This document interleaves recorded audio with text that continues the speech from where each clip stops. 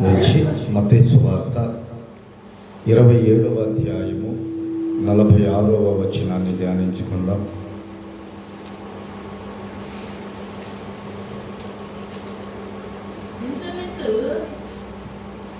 ఇంచుమించు 3 గంటలప్పుడు యేసు ఏలీ ఏలీ లామా సబక్తాని అని బిగ్గరగా కేక వేశాను.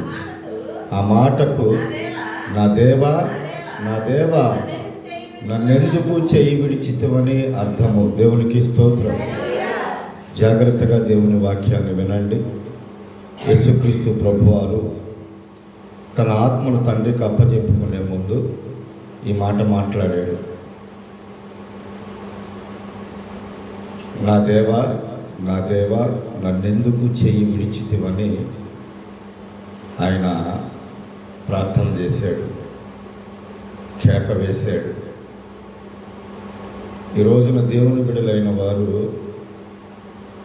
యేసుక్రీస్తు ప్రభువారిని మాదిరిగా తీసుకుంటే ఆయనకు జరిగినటువంటి అన్యాయము, ఆయనను చేసినటువంటి మోసము, ఆ మోసం వల్ల ఆయన అనుభవించినటువంటి శ్రమలు, వాటన్నిటిలో కూడా ఎవరిని నిందించలేదు, ఎవరి మీద నేరం మోపలేదు.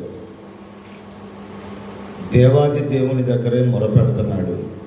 నా దేవా నా దేవా నా చెయ్యేందుకు విడిచిపెట్టావయ్యా అని.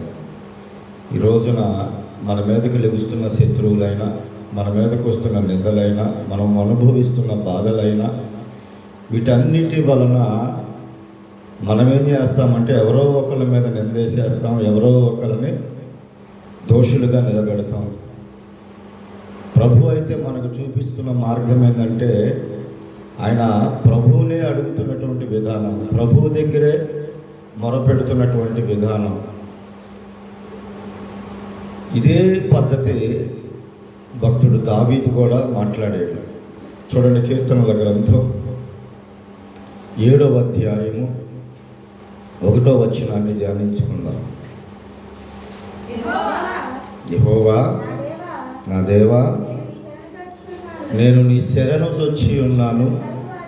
నన్ను తరుము వారి చేతిలో నుండి నన్ను తప్పించుము. నన్ను తప్పించువాడు ఎవడనూ లేకపోగా వారు సింహము వలె ముక్కలుగా చీల్చివేయకుండా నన్ను తప్పించుము.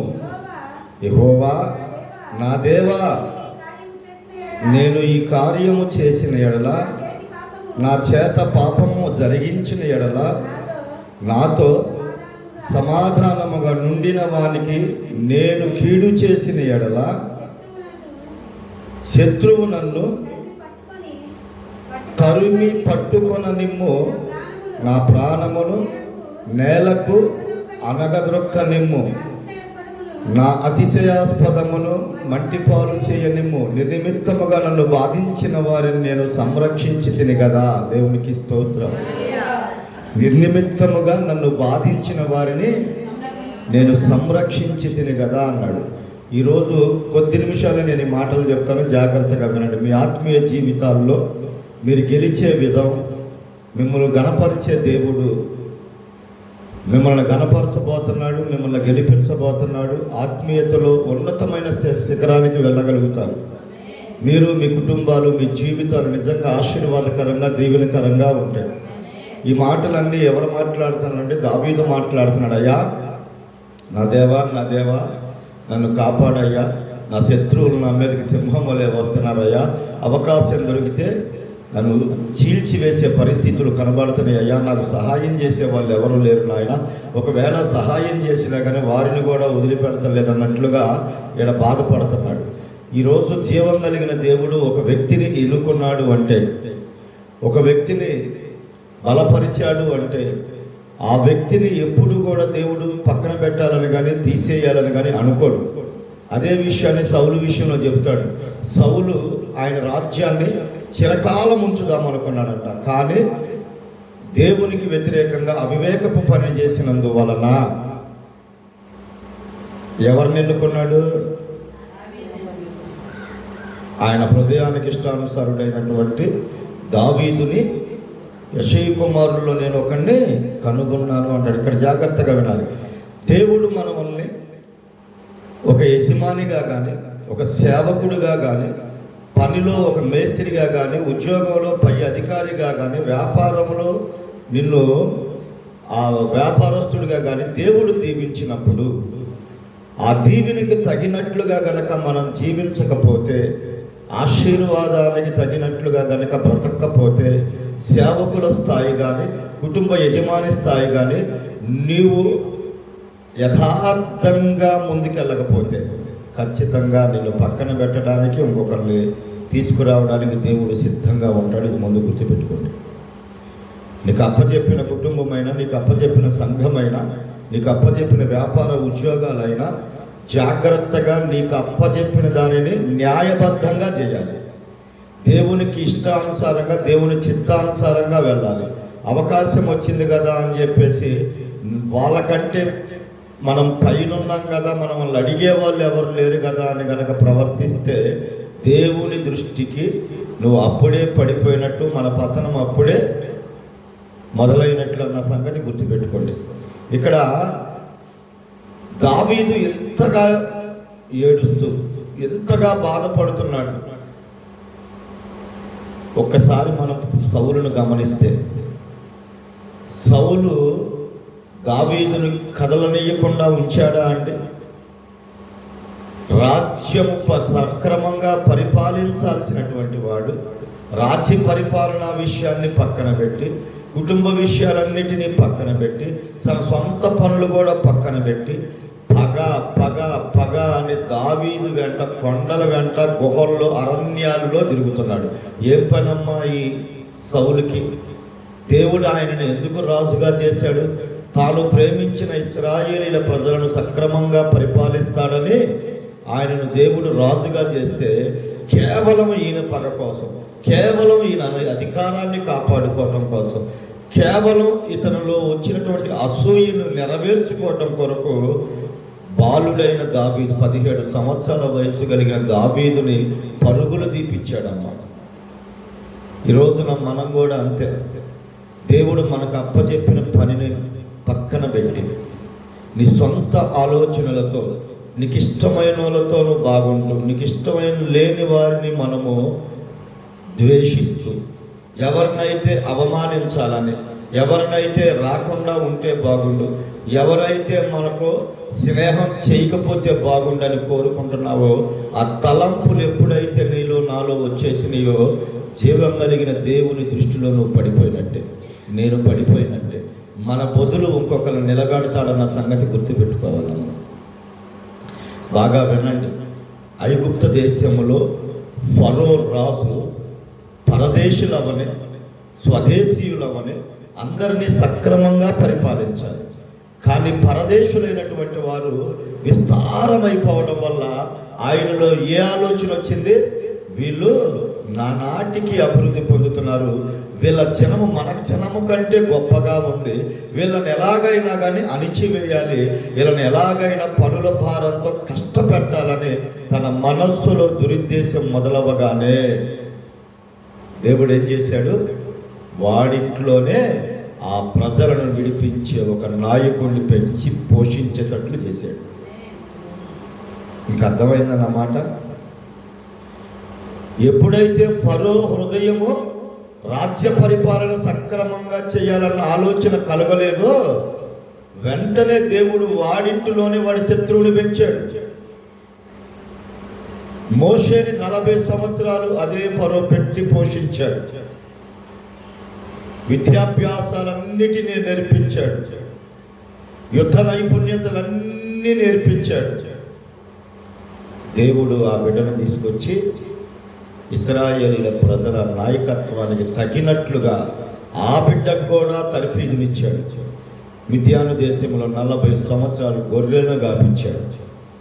నేను మీకు చెప్పే మాట ఒక్కటే, దేవుని బిడ్డలారా, నీకు దేవుడు అప్పచెప్పిన తల్లి బాధ్యత, తండ్రి బాధ్యత, లేక అత్తమామల బాధ్యత, లేకపోతే ఒక సంఘములో నీకు పని అప్పచెప్పాడా, లేకపోతే నీ పనిలో నీకు ఏదైనా దేవుడు పని అప్పచెప్పాడా, నీకు ఉద్యోగం ఇచ్చాడా, ఆ ఉద్యోగాన్ని నువ్వు ఎప్పుడు కూడా ఆ పనిని ఎప్పుడు కూడా, ఆ సేవను ఎప్పుడు కూడా దేవునికి ఇష్టమైనట్లుగానే నువ్వు ముందుకెళ్ళాలి. ఎప్పుడైతే మన అధికారాన్ని చూసుకొని, ఎప్పుడైతే మనం ఒకరిని కించపరుస్తామో, ఎప్పుడైతే ఒకరిని లేకుండా చేయాలనుకుంటామో, ఖచ్చితంగా మనకి బదులుగా వేరొకరు లెగుస్తారన్న సంగతి గుర్తుపెట్టుకోవాలి. ఏలియా ఎప్పుడైతే ఇంత మట్టుకు చాలన్నాడో, పో షాపాతు కుమారుడని ఎలీషా అక్కడ అరగదుళ్ళుతున్నాడు, వెళ్ళి అభిషేకించమన్నాడు. అంతే. నువ్వైనా నేనైనా అంతేనమ్మా. దేవుని సన్నిధిలో నువ్వు ఎంత తగ్గించుకొని, ఎంత యేసయ్య ప్రేమను కనబరుస్తావో, నీ ఇంటిలోనైనా సేవ సంఘములోనైనా ఎంత ప్రేమను కనబరుస్తావో అంత దేవుడు నీకు తోడుగా ఉంటాడు. ఇంకా మరి అత్యధికముగా నీకు పని అప్పచెబుతాడు. మనం ఏంటో మనకు తెలియాలి ముందు.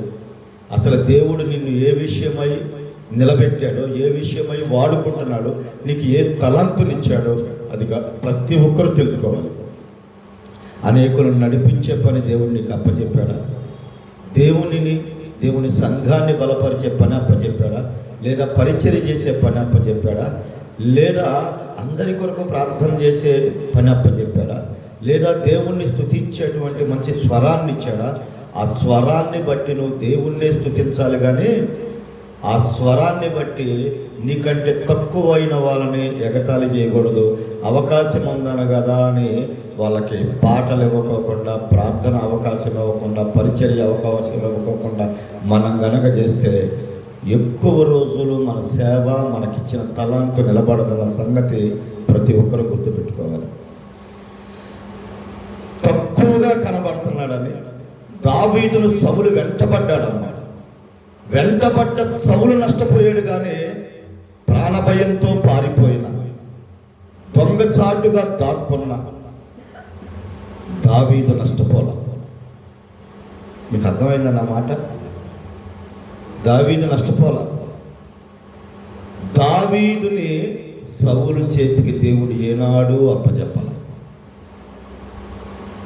గమనించండి, నేను చెప్పే మాటలన్నీ బైబిల్లో ఉన్న మాటలే.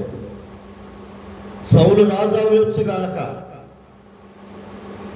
రాజు చేతికి ఒక సామాన్యుని దేవుడు దొరకనీలా. సౌలు జీవితకాలం మొత్తం మీద దావీదు నీడ కూడా తాకలేకపోయాడు. కానీ దావీదు చేతికి 2 సార్లు దొరికిపోయాడు సౌలు. అందుకే ఇక్కడ ఈ మాట మాట్లాడుతున్నాడు. ఏమనంటే, శత్రువు నన్ను తరిమి పట్టుకొన నిమ్ము, నా ప్రాణమును నేలకు అనగద్రొక్క నిమ్ము, నా అతిశయాస్పదమును మంటిపాలు చేయనిమ్ము, నిర్నిమిత్తముగా నన్ను బాధించిన వారిని నేను సంరక్షించి తిని కదా. శిక్షించలా, ఏం చేశాడంట? సంరక్షించాడు. ఎందుకు? యెహోవా అభిషేకించిన వాడు ముట్టకూడదు. అభిషేక్ జాగ్రత్త. ఆయన చేసిన తప్పు, ఆయన వెళ్తున్న మార్గము, దేవునికి విరోధముగా వెంటాడుతున్నటువంటి ఆ పనులు, అమాయకుడైన నీతిగల నా వెంటబడుతున్న విధానం దేవుడు చూస్తున్నాడు. ఏ ప్రయాణంలోనో, ఏ యుద్ధంలోనో వాడి ప్రాణం వాడికి పోయింది. మనం మాత్రం యెహోవా అభిషేకించిన వాడిని ముట్టకూడదయ్యా అన్నాడు. దేవునికి స్తోత్రం. యెహోవా అభిషేకించిన ఒక రాజునే ముట్టకపోతే యేసయ్య రక్తం చేత కడగబడినటువంటి వారిని మనం ఎందుకు ముట్టాలి? ఎలా ముట్టగలుగుతాం? ఎలా అనగలుగుతాం? జాగ్రత్త.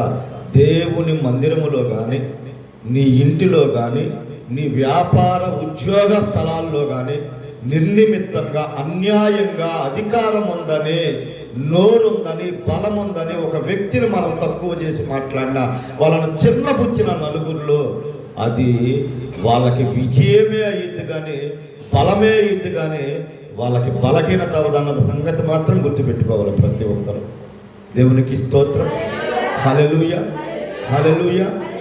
ఈ మాటలు నేను ఎందుకు చెప్తున్నానంటే, సంఘములో కానీ, మీ ఇంట్లో కానీ మనందరము దావీదుని పోలి నడుచుకోవాలి. ఒక లెక్కలో దావీదు మనస్సు యేసయ్య మనస్సు.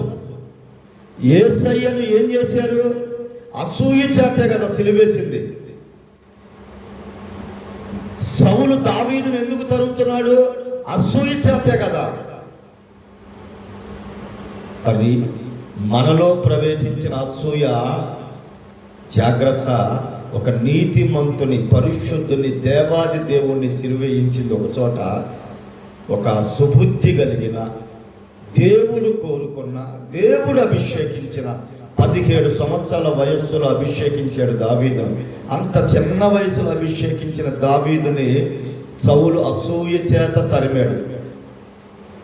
ఈ రోజున సౌలులాగా అసూయపడే మనస్సు నీకెవరి మీదైనా ఉంటే నేను చెప్తున్నా, ఖచ్చితంగా అది మనమే నష్టపోతాం.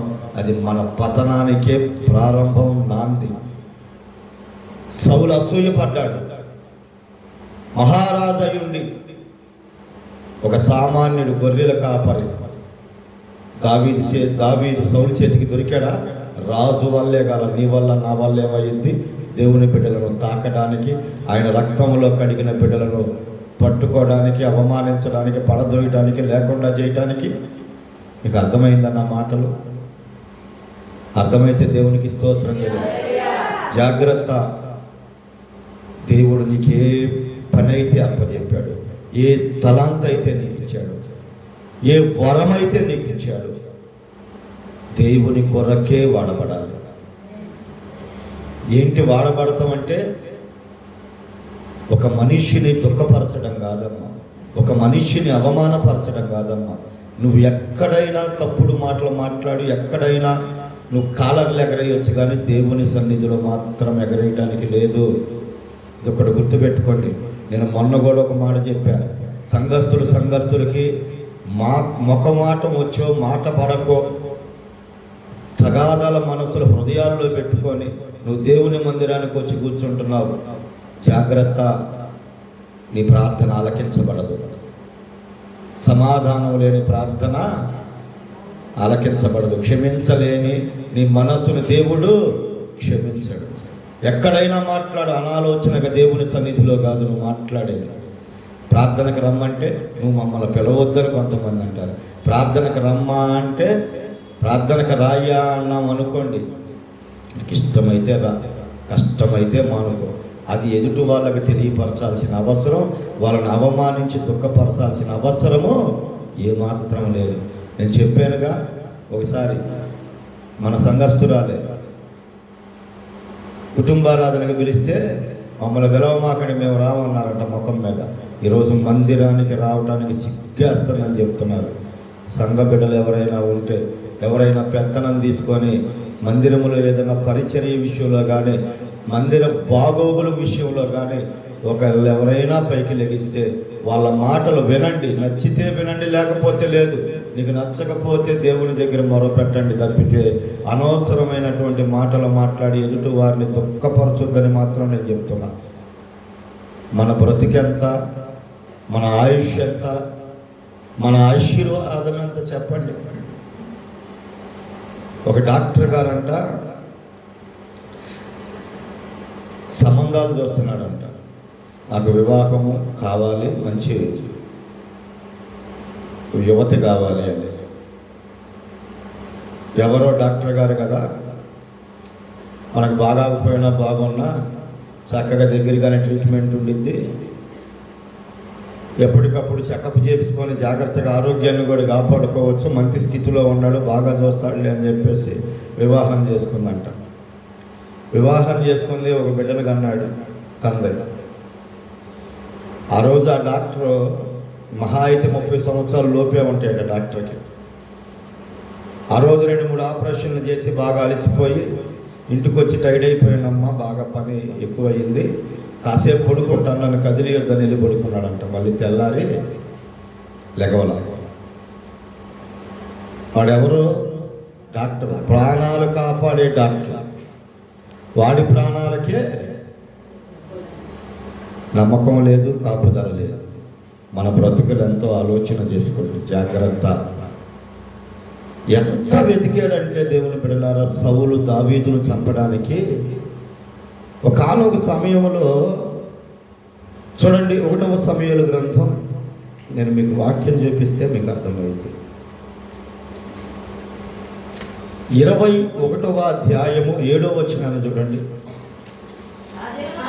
ఆ దినమున సౌలు యొక్క సేవకులలో ఒకడు అక్కడ యెహోవా సన్నిధిని ఉండెను. అతని పేరు దోయేగు. అతడు ఎదోమీయుడు. అతడు సౌలు పశువుల కాపరులకు పెద్ద. జాగ్రత్తగా వినండి. ఇప్పుడు ఈ దోయేగు అనేటువంటి వాడు ఏడున్నాడయ్యా అంటే దేవుని మందిరములో ఉన్నాడు. బాగా వినాలి వాక్యం. దేవుని మందిరములో ఉన్నాడు ఈ దోయేగు. దావీదు సౌలు చేత తరమబడి ప్రాణభయంతో తిరిగి తిరిగి తిరిగి దేవుని మందిరానికి వచ్చాడు. దేవుని మందిరానికి వస్తే అక్కడ అహీమెలెకు అనేటువంటి యాజకుడు ఉన్నాడు. ఆయన దగ్గరకు వచ్చి, దైవజనుడా, నేను ఆ పరిస్థితి నీకు తెలిసిందే కదా, మహారాజు అయ్యుండి నేను ఏ పాపం చేయకపోయినా నన్ను తరుముతున్నాడు చంపడానికి. నాకు 3 రోజుల నుంచి నడిచి నడిచి బాగా ఆకలి అవుతుంది, కాస్త ఏదన్నా ఉంటే పెట్టాయా అంటే దేవుని సన్నిధిలో రొట్టెలు ఉన్నాయా, అవి పక్కన పెట్టేసాము, అవి మాత్రమే ఉన్నాయా అంటే అంతకంటే విలువైన భాగ్యవంతమైన ఆహారం ఏముంది, ఇవ్వయ్యా నాకని పక్కన పడేసినటువంటి రొట్టె ముక్కలు తీసుకొని తిన్నాడు. తిని ఆయన అడుగుతాడయ్యా, ఏమన్నా ఆయుధం ఉంటే ఇవ్వయ్యా, నా చేతిలో ఏమీ లేదంటే, ఆ రోజున గొలియాతును మీరు చంపినటువంటి గొలియాతు కత్తిని మీరు తెచ్చారు కదయ్యా, ఒక చేతితో కత్తి ఒక చేతితో తలబట్టుకొని వచ్చారు కదా, ఆ కత్తి మాత్రమే ఎక్కడ ఉందయ్యా అంటే దానికంటే బలమైంది ఏముంది, సరే నాకు ఇవ్వయ్యా అని చెప్పేసి తీసుకున్నాడంట. తీసుకొని వెళ్ళిపోయినప్పుడు ఈ అహీమెలెకు ప్రార్థన చేశాడు దావీదు కోసం. ఆహారం పెట్టాడు, ఆయుధం ఇచ్చాడు. అక్కడే ఉండి చూస్తున్న దోయేగు అనేటువంటి వాడు ఏం చేశాడు, సౌలు దగ్గరికి వెళ్ళాడు. సౌలు దగ్గరికి వెళ్ళి అహీమెలెకు యాజకుడు పాస్టరు దావీదుకు సహాయం చేశాడు, వాడికి రొట్టెలు ఇచ్చాడు, ఆయుధం ఇచ్చాడంటే వెంటనే ఈ అహీమెలెకుని పిలిపించాడమ్మ సౌలు. పిలిపించి, నువ్వు చేసిన పని ఏంది, నువ్వు చేసిన పని ఏంటి, నా శత్రువుకు ఆయుధం ఇస్తావా అంటే నన్ను చంపేయమనే అని చెప్పినప్పుడు ఆ దైవజనుడు చెప్తాడు, అయ్యా మీరు అలా అనొద్దయ్యా, దావీదు లాంటి మీ నగరంలో ఎవడైనా అంత నమ్మకస్తుడు ఎవడైనా ఉన్నాడా, ఆయన గురించి నేను ఇప్పుడైనా ప్రార్థన చేస్తుంది కొత్తగా, నేను ఈనాటి నుంచో చేస్తున్నాను కదయ్యా, నేను యాజకుడిని కదయ్యా, నీ కొరకు చేయాలి, ఇంకొకళ్ళు వచ్చి నాకు కొరకు ప్రార్థన చేయమంటే వాళ్ళ కోసం చేయాలి, నేను యథార్థంగా వచ్చి అడిగాడు కాబట్టి చేశానయ్యా, మీ నాశనాన్ని నేను కోరుకోలేదయ్యా అని చెప్పాడు. అప్పుడు చెబితే ఆయన ఒప్పక సౌలు యొక్క సైన్యములో కొంతమందిని పిలిచి ఆ యాజకుల మీద పడి చంపేయమంటాడు. చూడండి ఆ మాట నేను చూపిస్తే 22వ అధ్యాయం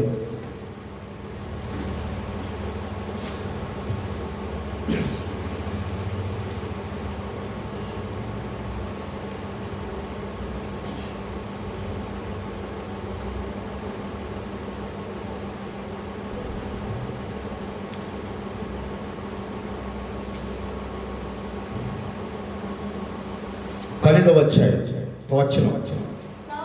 సౌలు అహీటూబు కుమారుడా ఆలకించుమనగా అతడు చిత్తమున ఏలినవాడా అనెను.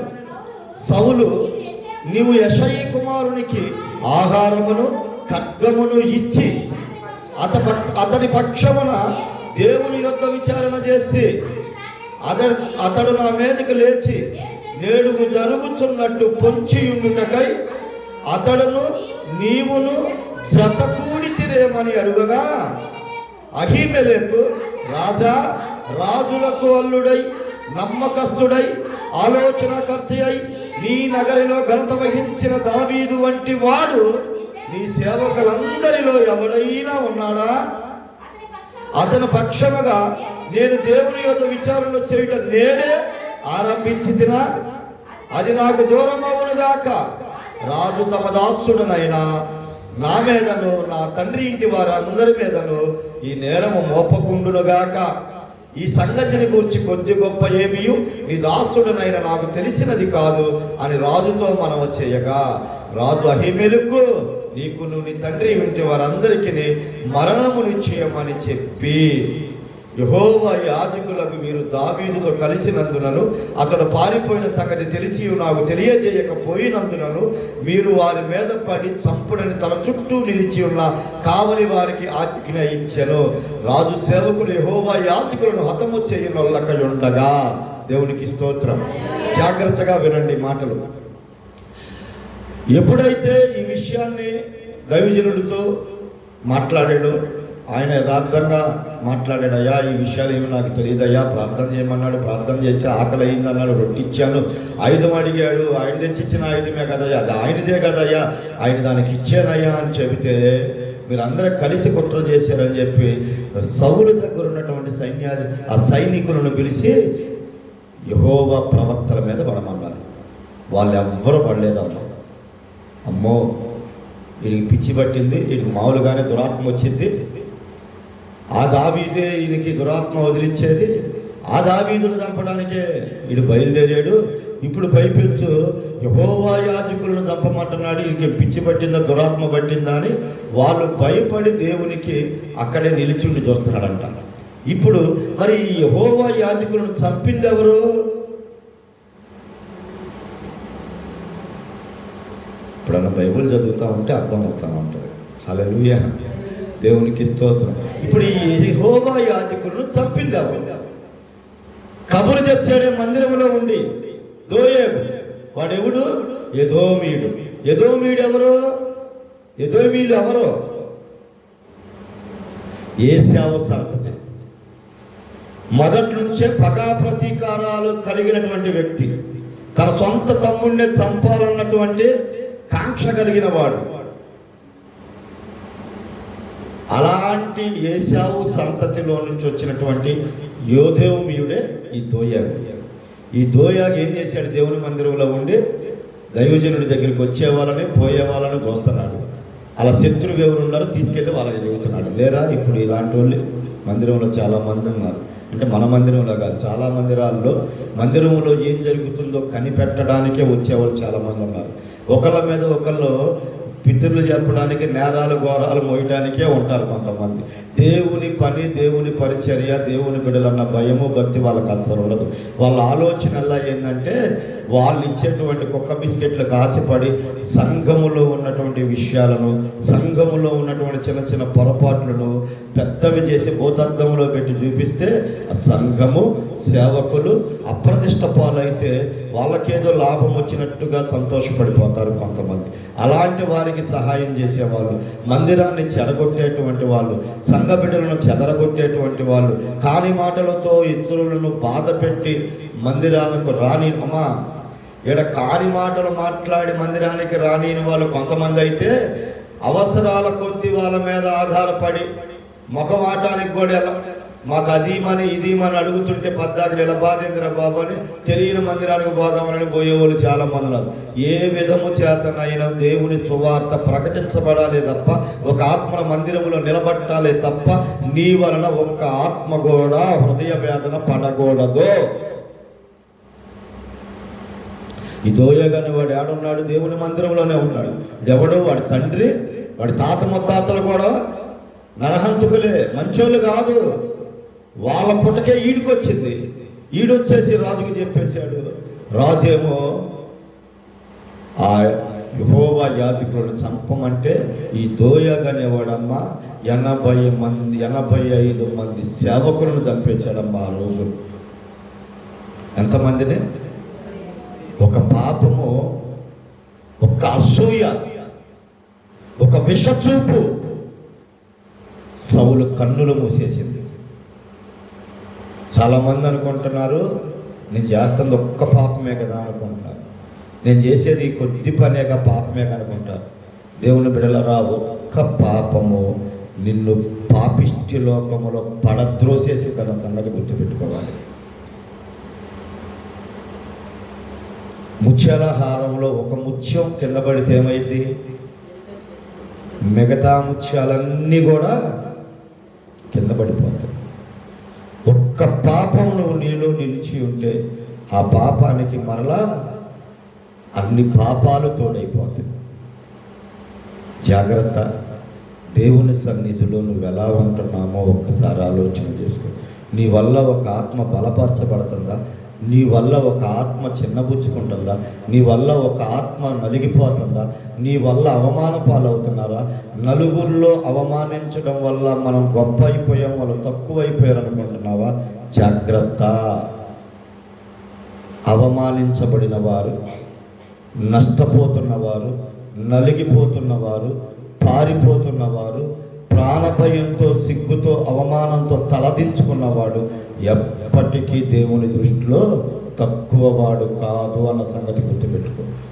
మహారాజైన సౌలు చేతికి ఒక గొర్రెల కాపరిని అందరినీ లేదంటే దేవుని గొప్పతనాన్ని నువ్వు ఆలోచన చేయి.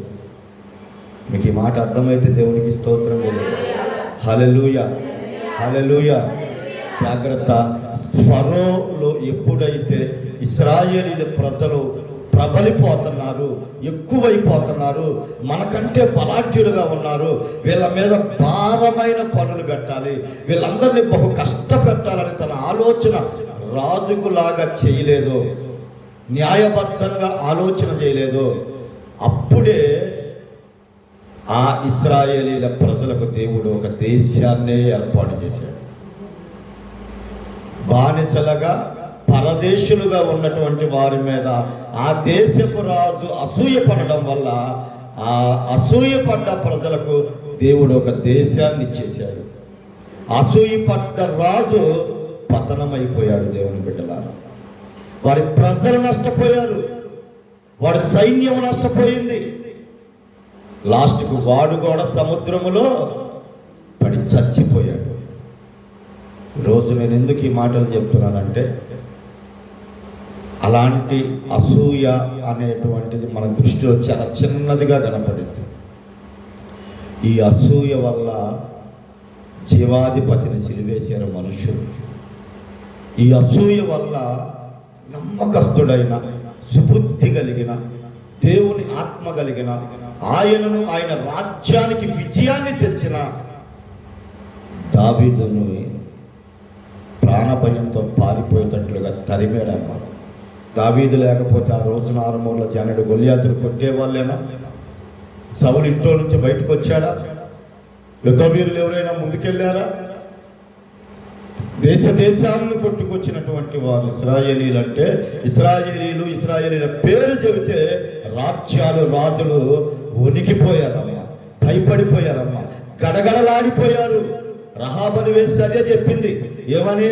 అయ్యో, మీ దేవుడు గొప్ప దేవుడు అంట, మీ ప్రజల ఎదుట ఎలాంటి రాజైనా, ఎలాంటి దేశమైనా నిలబడదంట, మీ ఎదుట మీ దేవుడు ఎర్ర సముద్రాన్ని తీర్చాడంట, మీ దేవుడు మీ కొరకు బండ నుంచి నీరు తెప్పించాడంట, ఆకాశం నుంచి ఆహారం కురిపించాడంట. ఏ శత్రువు మీ ఎదుట నిలబడలేదయ్యా, ఈ దేశం కూడా మీ పాలే అయిపోద్ది.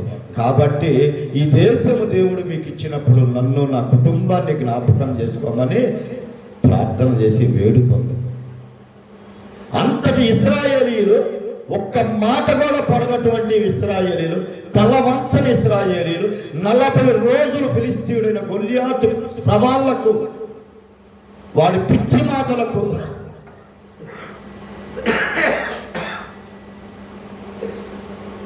మౌనులై ప్రాణభయంతో ఏం చేయాలో తెలియక నీరు గుండేసుకొని చూస్తా ఉండిపోయారు. అలాంటి సమయంలో వచ్చాడమ్మ 17 సంవత్సరాల బాలుడు దావీదు వచ్చి విజయాన్ని ఇవ్వకపోతే ఇశ్రాయేలీలు బానిసలు, సౌలు కుటుంబము పతనమై ఉండేది ఆ రోజే.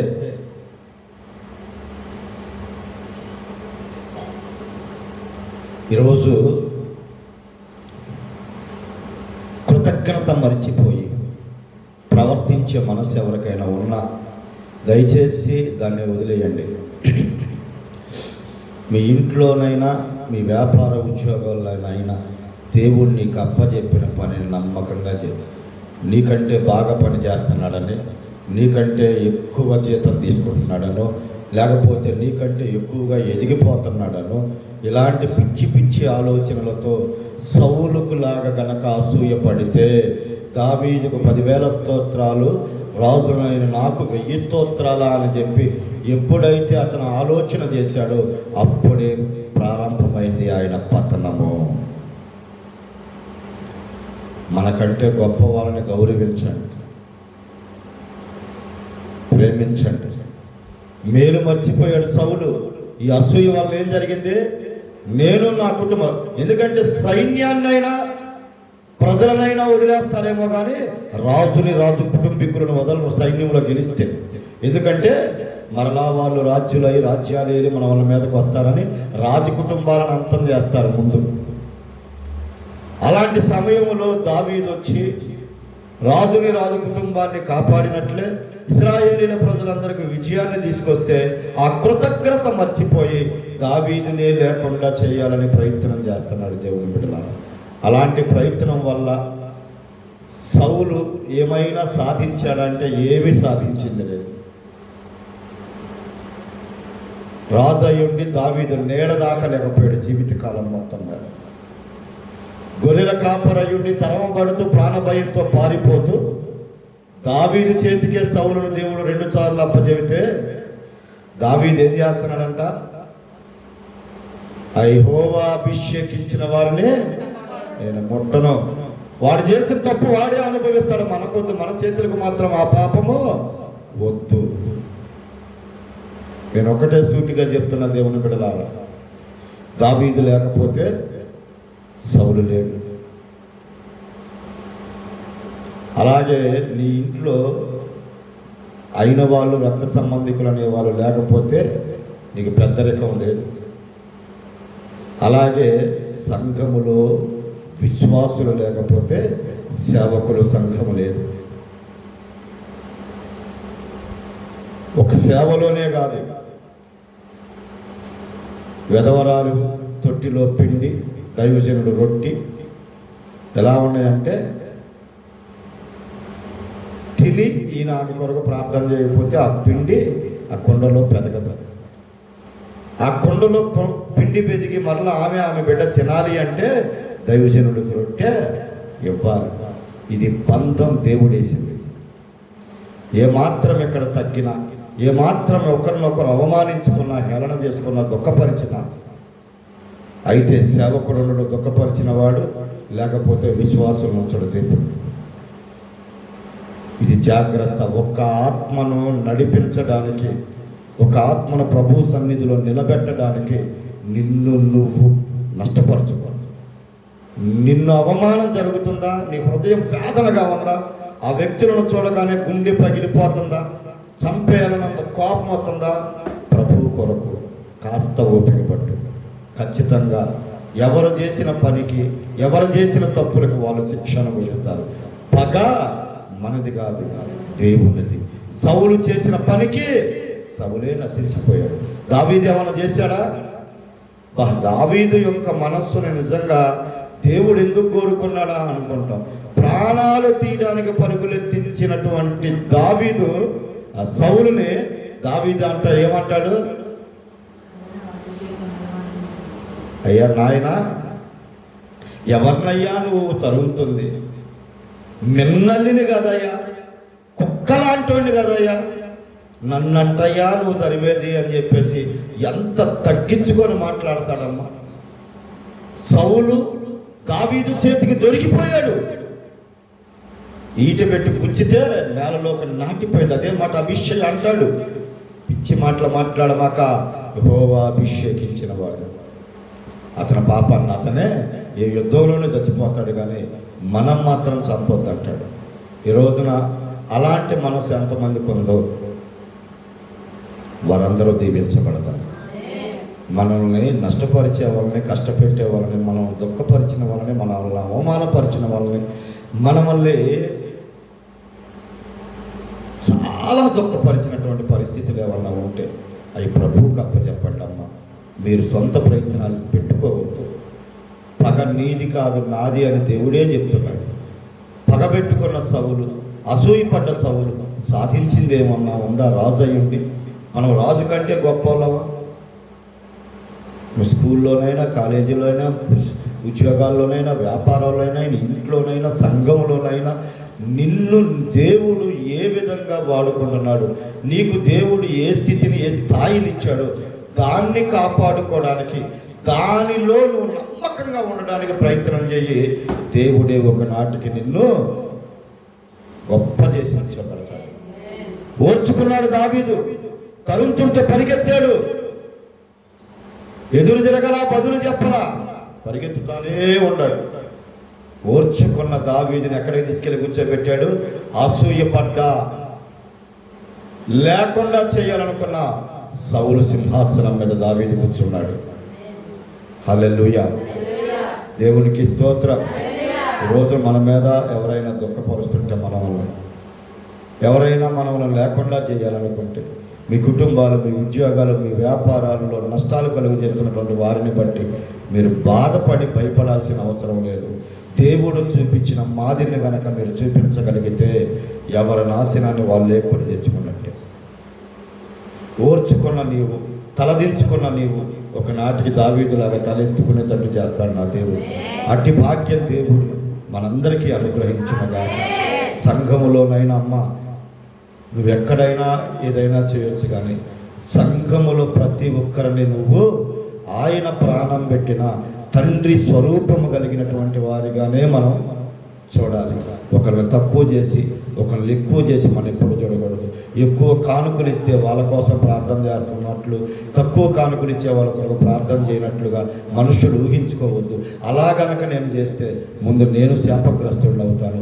నేను అందరి కొరకు ప్రార్థన చేయగలిగినటువంటి ఒక పనివాడిగా దేవుడు నన్ను ఇక్కడ ఉంచాడు. కాబట్టి డబ్బులు ఇచ్చినా ఇవ్వకపోయినా, నీ స్థితి ఎలాగున్నా కానీ నీ కొరకు భారం కలిగి ప్రార్థన చేసే పని దేవుడు నాకు అప్పచెప్పాడు. ఆ పని భారంగానే ఖచ్చితంగా చేస్తా.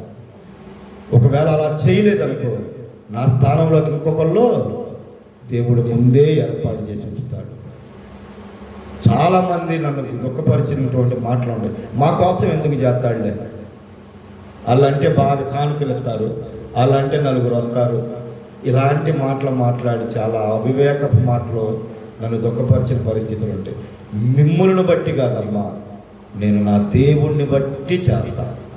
ఎందుకంటే ఎప్పుడైతే నేను సౌలులాగా ఆలోచన నాలో ప్రారంభమైందో, నాలాగా అక్కడ దావీదుని ఎట్ట ఏర్పరచుకున్నాడో, నా తర్వాత ఇంకొకరు ఆల్రెడీ ఏర్పరచుకునే ఉంటాయి.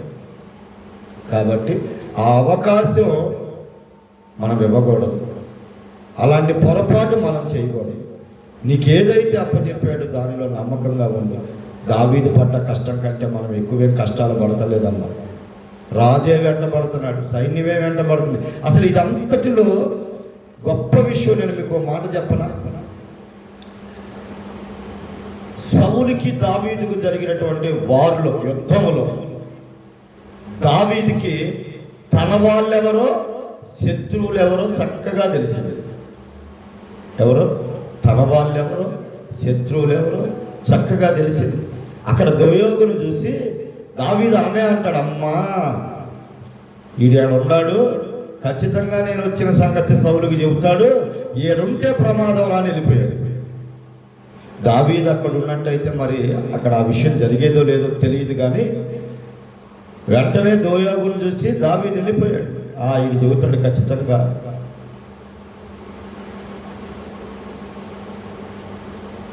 అప్పుడు అర్థమైపోలేదా దావీదుకి శత్రువు ఎవరు, దావీదుకు మిత్రులు ఎవరు? అలాగే నువ్వు శోధింపబడుతున్నప్పుడే నీకు మిత్రులు ఎవరో, శత్రువులు ఎవరో తెలిసిపోతాయి. అన్నీ ఉన్నప్పుడు ఎవరి నటనని నువ్వు కనిపెట్టలేవు. ఎందుకంటే నీ దగ్గర ఉన్నటువంటి ఆధిక్యతను బట్టి, ఐశ్వర్యాన్ని బట్టి, హోదాన్ని బట్టి, అధికారాన్ని బట్టి అందరూ నిన్ను లేకుండా చేయాలనుకున్న ఉద్దేశం కలిగిన వాళ్ళు కూడా నేను ప్రేమతోనే పలకరిస్తారు. ఒక్కసారి దెబ్బతిను, మన వాళ్ళు ఎవరో, శత్రువు ఎవరో తెలిసిపోతుంది.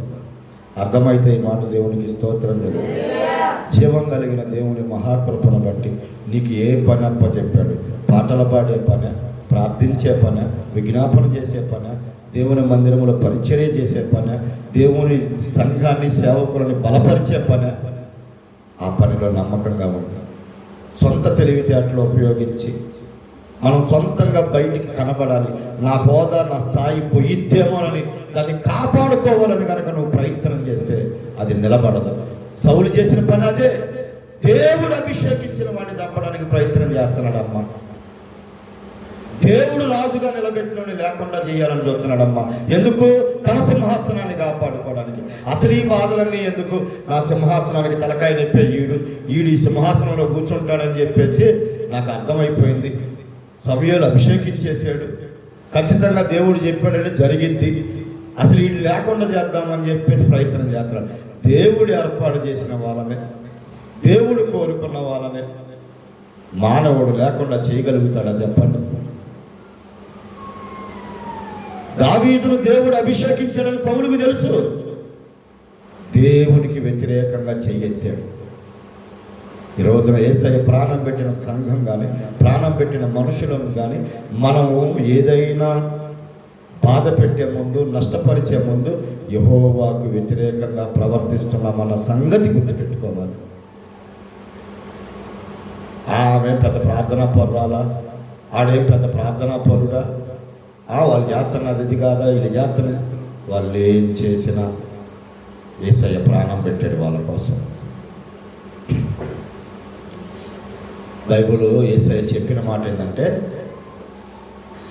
మందకి మాదిరిగా ఉండాలి, ప్రభువులయ్యట్టుగా ఉండకూడదు, పెత్తనం చలించడానికి చూడకూడదు. ఎవరైనా మీలో పెద్ద అయితే కడగండి ముందు కాళ్ళు అన్నాడు దేవుడు. కాళ్ళు పట్టుకోకుండా జుట్టు పట్టుకుందామని చూసే దేవుని వ్యతిరేకమైనటువంటి నీ ఆలోచన, నీ ప్రవర్తన మన ఇంటి పెద్దగా పనికిరాము, ఆఫీసర్గా పనికిరాము, వ్యాపారస్తుడిగా పనికిరాము, సేవకురాలుగా పనికిరాము. కాళ్ళ ఎగరేస్తే కాదు, కాళ్ళు పట్టుకుంటే ఉంది దీవెన. ఈ మాటలు అర్థమైతే దేవునికి స్తోత్రం.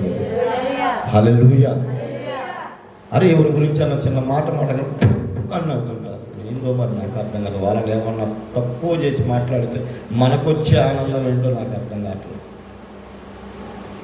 అంటే సహజంగా మానవుల తత్వం అదే, కానీ అది దేవుడు మెచ్చే పని మాత్రం కాదని మనం బైబిల్ ద్వారా తెలుసుకోవాలి. ఈసారి అలాంటి సందర్భం వచ్చినప్పుడు వాళ్ళకి సపోర్ట్ చేసేవారుగా ఉండాలమ్మా. అవమానించబడ్డ వాళ్ళకి సపోర్ట్ చేసే వాళ్ళుగా ఉండాలమ్మా.